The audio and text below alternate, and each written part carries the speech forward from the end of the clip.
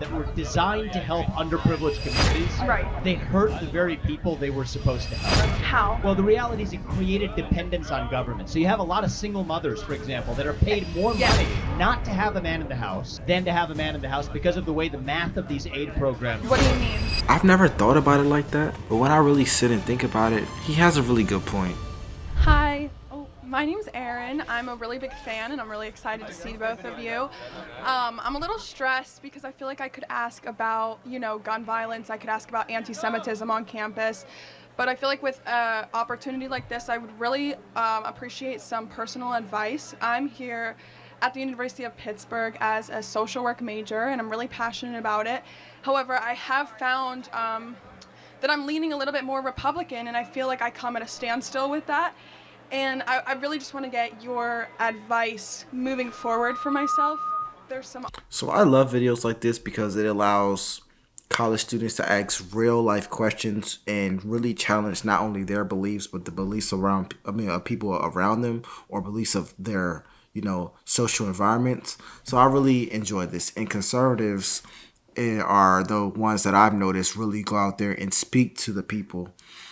So I'm excited to see this. This video specifically is about why people are poor, or why systems are poor, or why some lines of working don't work for financial affluence. So without further ado, I'm not going to waste any more time. Let's get into it. Obvious things I think you can think that would conflict, obviously. I guess that's kind of my question. What advice do you have for me as a Republican aspiring social worker? What would conflict? I don't know how to say it properly. I think I can help. The social work industry is very much about a perspective generally of that people in poverty are there permanently and not trying to break people out of poverty into the middle class or higher levels. Right. And that's why the Democrat Party and social work are very intertwined. Right, exactly. They view poverty not as a series of choices, but as a station in life that is immovable, largely. Right. Is that fair to say? That is fair to say. That's why my personal focus is on the children in underprivileged communities, because I personally feel like they don't choose to be put in that position. But I'm having a little bit of a difficult time empathizing with the older generation of underprivileged, and not in every community, but I don't know how to not sound bad. I know you are great at not sounding bad when you say stuff, but I don't want to say something that'll get me in trouble. Well, here's one way to look at it. And Charlie, that was helpful, actually. The Great Society from Lyndon Johnson. It was a series of policies that were designed to help underprivileged communities. Right. They hurt the very people they were supposed to help. How? Well, the reality is it created dependence on government. So you have a lot of single mothers, for example, that are paid more money not to have a man in the house than to have a man in the house because of the way the math of these aid programs What do you work. mean? Well, I've never thought about it like that, but when I really sit and think about it, he has a really good point. A lot of these programs don't teach you how to really make wealth, and a lot of these programs are being taken advantage of by people who have no desire to break out of them. I've seen it happen in real life. I've seen people retire off of welfare, or I've seen people use Social Security, not Social Security, because the government security, and just use that for their payments and never work a real job. I've seen that happen. And I never thought about it from the perspective of, let's try to change the system so they can have a wealth mindset or how to break out of poverty. I never thought about it. But he's right. These programs enable lazy people to be lazy, and they enable people to take advantage of the government, if I'm being honest. They enable people to take advantage. And on paper, these programs are really good things. Yes, you should, it's an amazing program that allows people to have housing if they can't afford it. That's amazing. Or food if they can't afford it. That's amazing. That's amazing.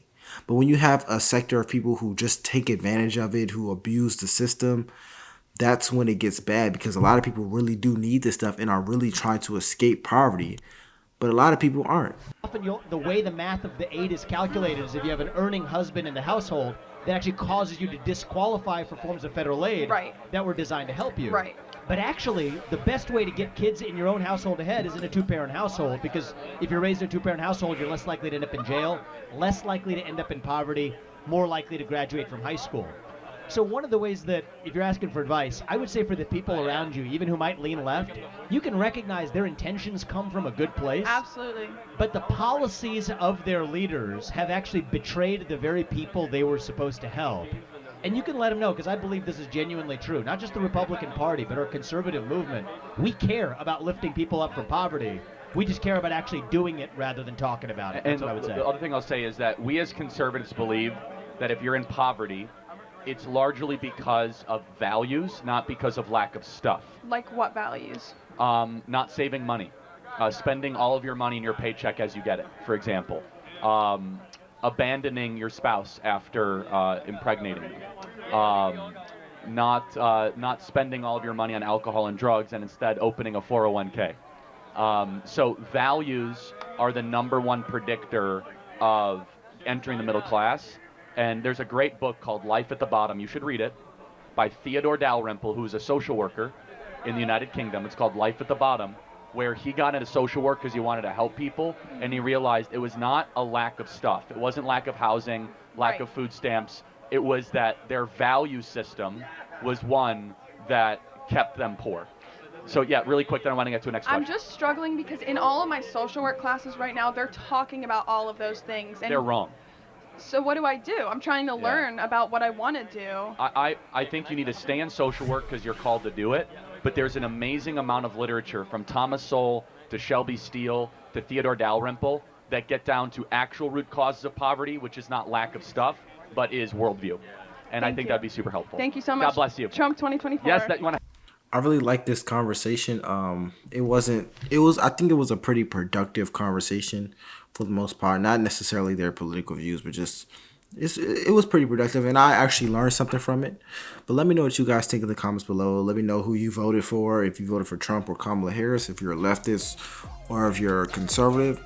It's LFR JOJO, and I'll see you in the next one.